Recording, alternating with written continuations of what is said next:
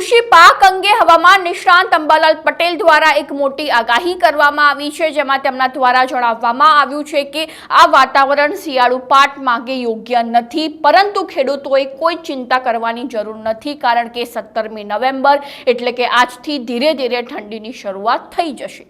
નમસ્કાર, ન્યૂઝ રૂમની સાથે હું છું મેક્ષુ ઠક્કર।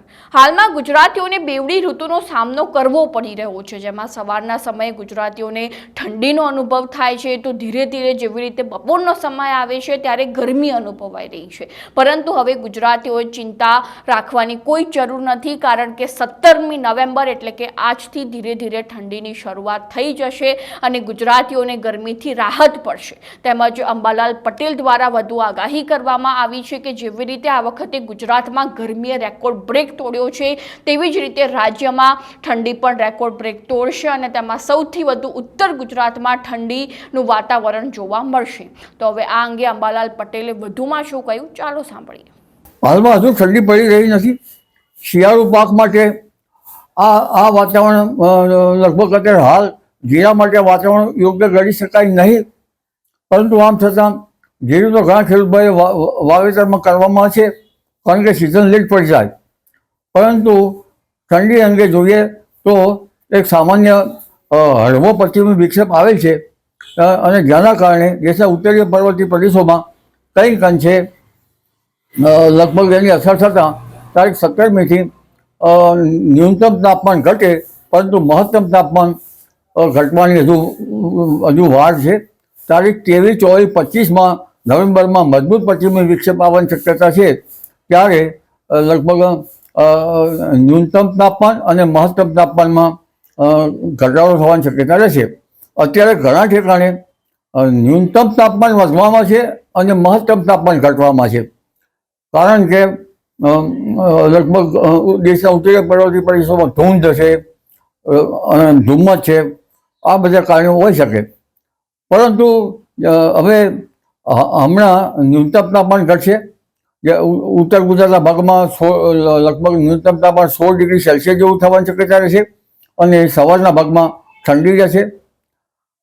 ધીરે ધીરે સવારના ભાગમાં 15 ડિગ્રી સેલ્સિયસ થોડા દિવસ પર જવાની શક્યતા રહેશે।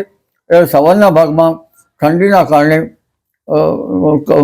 લગભગ સામાન્ય ઓળખવાની જરૂર પડે એવું બની શકે, પરંતુ આ અરસામાં એક અન્ય જોઈએ તો અરબ સાગરમાં એક લો પ્રેશર બનશે 22, 23, 24માં।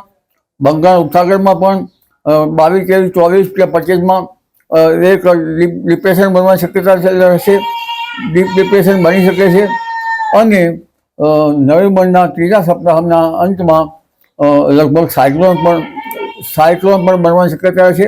આ મજબૂત સાયક્લોન હશે, પણ ઠંડી અંગે જોઈએ તો લગભગ ડિસેમ્બરની શરૂઆતમાં ઠંડી આવવાની શક્યતા રહેશે અને 22 ડિસેમ્બરથી દેશના ઉત્તરીય પર્વતીય પ્રદેશોમાં ભારે વરસાદ થવાની શક્યતા રહેશે અને 29 ડિસેમ્બરથી ઠંડીનો ચમકારો આવે અને ન્યૂનતમ તાપમાન 10 ડિગ્રી સેલ્સિયસ કે કેટલાક ભાગમાં 8 ડિગ્રી સેલ્સિયસ જેવું થઈ જવાની શક્યતા રહે। જી ભૂકંપમાં જ્યોતિષમાં શું આગાહી હોય છે?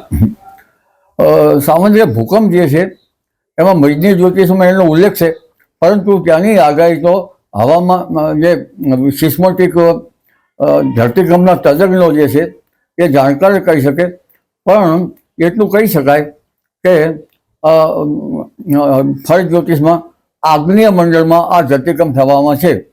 હવે આગ્નેય મંડળમાં ધરતીકંપમાં કેટલું અંતર હોય એ પણ એમાં આપેલું છે અને આગ્નેય મંડળમાં એનું ફળ એવું જણાવેલ છે કે લગભગ રાજનેતાઓ ઉપર, રાજાઓ એટલે રાજનેતાઓ ઉપર કંઈ કશે એની અસર થતી જોવા મળે છે એવું ઉલ્લેખ કરેલ છે, પરંતુ વધુમાં જોવા જઈએ તો એ કેટલાય આ આગ્નેય મંડળ જે છે એનો પ્રભાવ કેટલા યોજન સુધી છે તે પણ એમાં ઉલ્લેખ છે, પરંતુ increase in salinity of sea water may cause earthquake એક આ બાબત છે, એની કંઈક નોંધ લેવા જેવી છે।